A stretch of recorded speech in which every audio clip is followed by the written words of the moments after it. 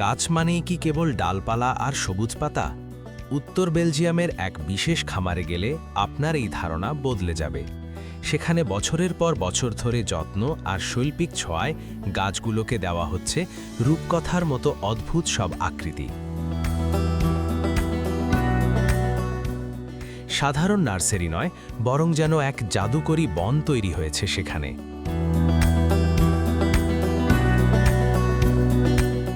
উত্তর বেলজিয়ামের solitaire farm. গ্রীষ্মের বিদায় লগ্নে এখানে শুরু হয় এক ভিন্নধর্মী ব্যস্ততা। সাধারণ কোনো বাগান নয়, ১৫০ হেক্টর এলাকা জুড়ে বিস্তৃত এই খামারে রয়েছে পাইন, জিঙ্কো বিলোবা এবং ম্যাগনোলিয়া সহ প্রায় ৫০০ প্রজাতির গাছ।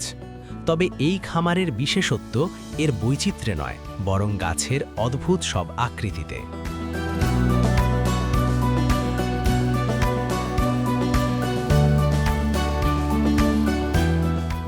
গত এক দশক ধরে এই খামারের শত শত গাছকে বিশেষ কায়দায় ছেটে দেওয়া হয়েছে নান্দনিক রূপ।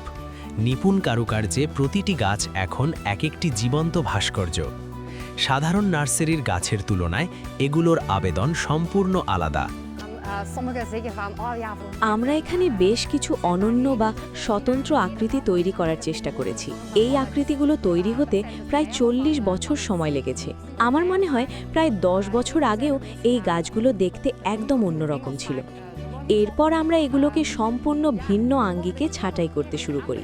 এই কাজে আমরা কিছুটা আমাদের কল্পনা শক্তি এবং কিছুটা আমাদের সহজাত প্রবৃত্তি বা অনুভূতিকে কাজে লাগিয়েছি।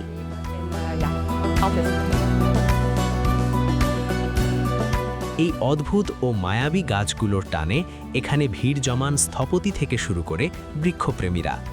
এমনকি রূপকথার মতো পরিবেশ তৈরি করতে বিভিন্ন চলচ্চিত্র নির্মাতা প্রতিষ্ঠানও এখান থেকে গাছ সংগ্রহ করে। বছরের পর বছর ধরে ধৈর্য আর সৃজনশীলতার মিশেলে তৈরি এই গাছগুলো এখন বিশ্বজুড়ে সমাদৃত।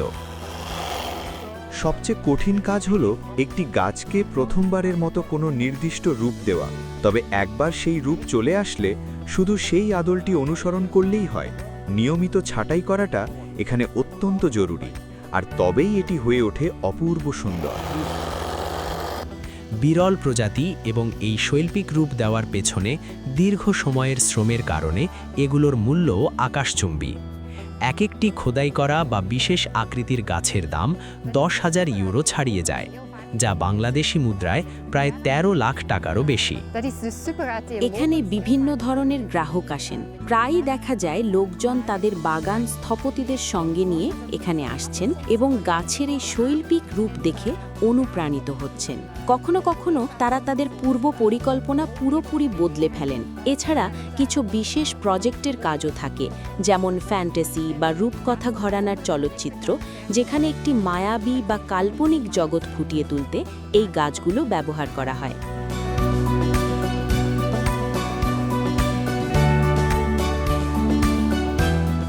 প্রকৃতি আর মানুষের সৃজনশীলতা হাত মেলালে যে কি অসাধারণ কিছু সৃষ্টি হতে পারে, বেলজিয়ামের সলিটায়ার ফার্ম তারই এক উজ্জ্বল দৃষ্টান্ত।